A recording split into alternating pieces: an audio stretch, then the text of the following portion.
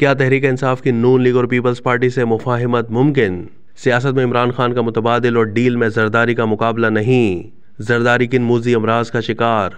सवाल क्या तहरीक इंसाफ की नून लीग और पीपल्स पार्टी से मुफाहिमत मुमकिन है? इसका जवाब देते हुए तजियाकारों ने कहा है कि अवामी सियासत में इमरान खान का कोई मुतबादिल नहीं है, लेकिन डील करने में आसिफ अली जरदारी का कोई मुकाबला नहीं है।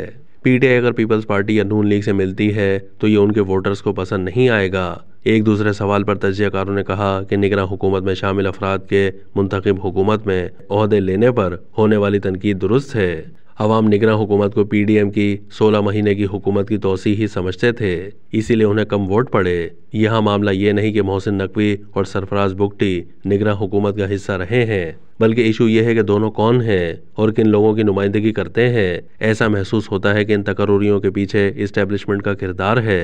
निगरान ओहदेदारों को अगली हुकूमत में इस तरह शामिल करना एक मजाक है। इरशाद भट्टी ने कहा कि ये बात दुरुस्त है कि सदर आसिफ अली जरदारी बीमार हैं। आसिफ अली जरदारी की जमा कराई गई रिपोर्ट के मुताबिक उन्हें भूलने की बीमारी है। उनका मेडिकल रिकॉर्ड बताता है कि वो डिप्रेशन और जहनी दबाव का शिकार हैं। उनके दिल में 3 स्टेंट डाले जा चुके हैं। वो ब्लड प्रेशर और शुगर के भी मरीज हैं। उन्हें जोड़ों का भी दर्द है, जबकि वो न्यूरोपैथी के भी मरीज हैं। उन्हें रीढ़ की हड्डी के भी मसाइल हैं। आसिफ अली जरदारी बीमार है, लेकिन ऐवान सदर में उन्हें दुनिया भर की सहूलतें होंगी, लेकिन काम धेले का भी नहीं, इसीलिए वो तंदुरुस्त हो जाएंगे।